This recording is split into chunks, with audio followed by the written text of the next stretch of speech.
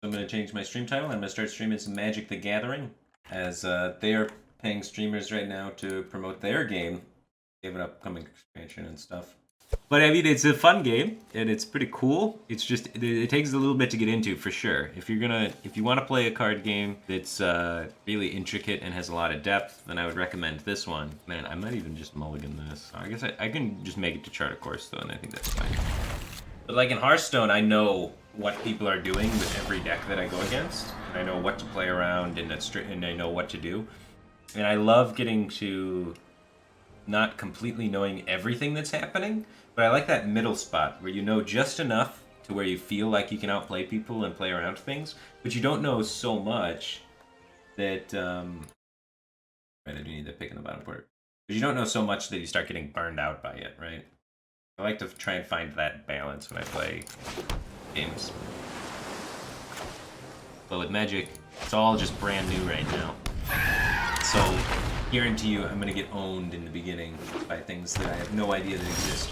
I found out about that 5 mana board clear thing. What was it called? Wrath of something or whatever. That's blown me out of the water a few times, so I'm a little bit weary of that now. Alright, so we need to attack with a creature first. Then we can chart a course.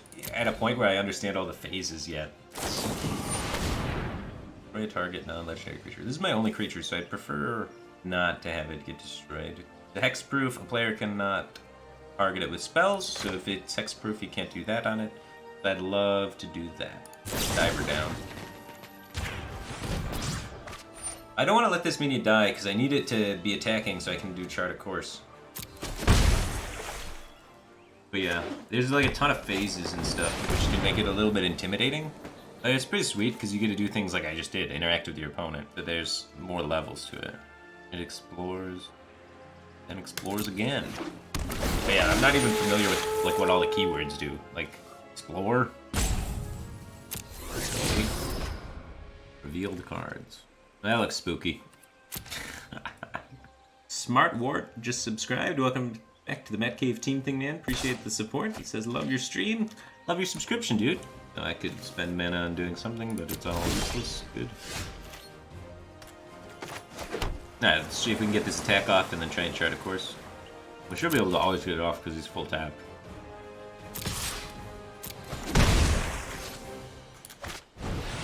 So now we don't have to discard a card.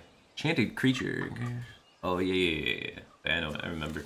I'm kind of forgetting what some of my cards did, but I played this deck once before for like an hour and a half.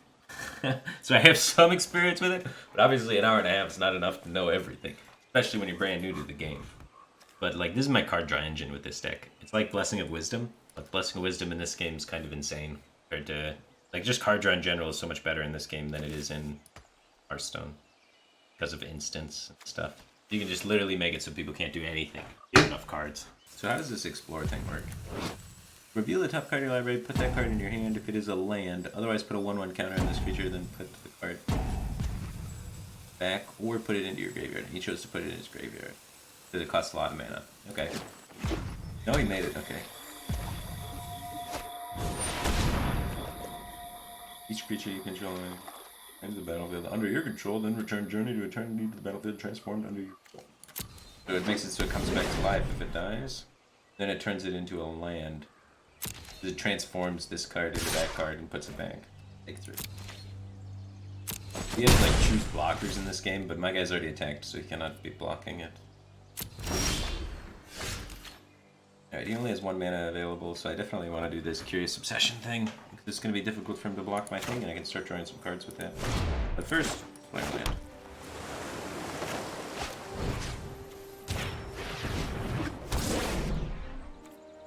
Then I can avoid attacks or counterspell things. So I can try and guarantee get this attack off. You just let the attack go through. Now I get to draw a card. I can play this on his turn, so I don't need to play it now. Then I can block his guy with it. Guy would turn into a what? A 2/1? So it would trade. I can even like dive down afterwards too. Okay, yeah. I don't know how much it's worth spending and killing his guy, but you could potentially like flash this in and kill his guy next turn. Because flash makes it so you can play it instantly. Kind of sweet.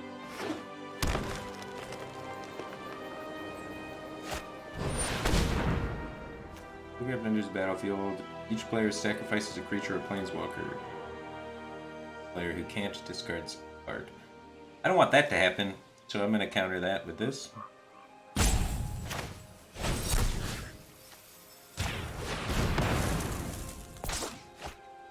Cool. Scaling my super bird.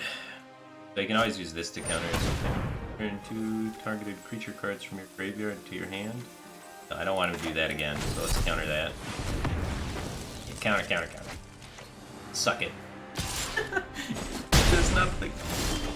Because otherwise he could get that guy back, and I didn't have another counter for it. Oh, okay. So let's draw a card first by attacking, because we still have the buff on it. And he has all tapped mana, so he can't stop my attack.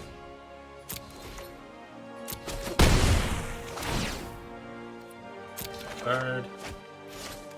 Land that we can play.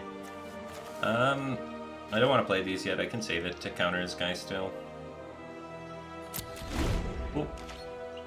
5 mana available to do shenanigans on his turn. Only got 1 card left. He's just doing nothing. Oh, here it goes. Okay. Now I can flash this in.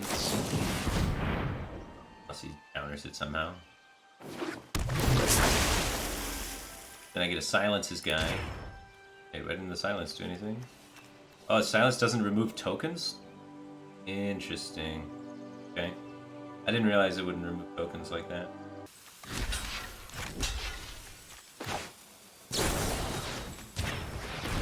Okay. Add 3 health to my guy, so he trades favorably.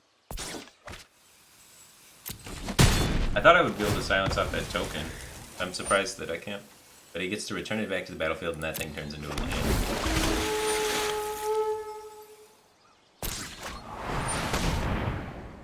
We saved our mana, so now we can do this.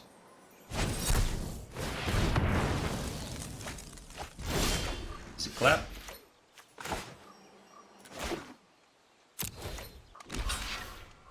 Oh, I shouldn't have attacked with this. Wait, I can do this still. We tap the creature, so then the attack goes through.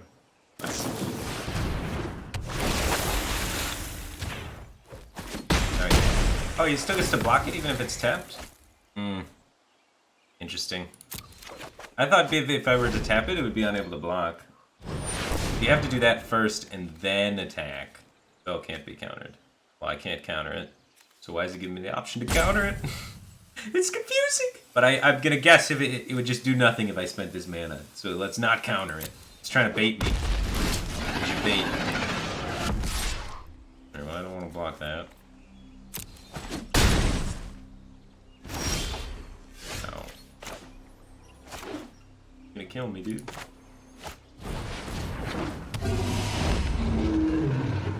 Okay, let's attack first, then we can spend our mana adapting that later. So let's attack with just this one. One attacker. Not making that mistake again.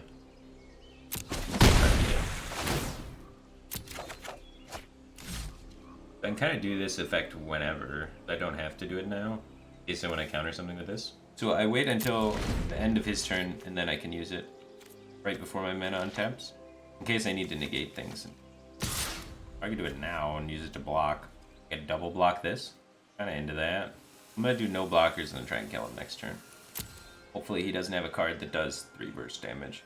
Alright, so this is the end of his turn, so now I can do this thing. I think it's the end of his... Oh, the combat damage hasn't happened yet. What phase are we on? Okay. Now it's the last phase of his turn, so I want to spend my mana doing this thing.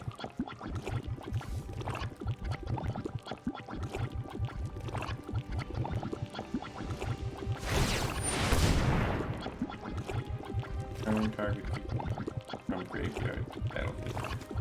I can't cancel it. Right? So resolve.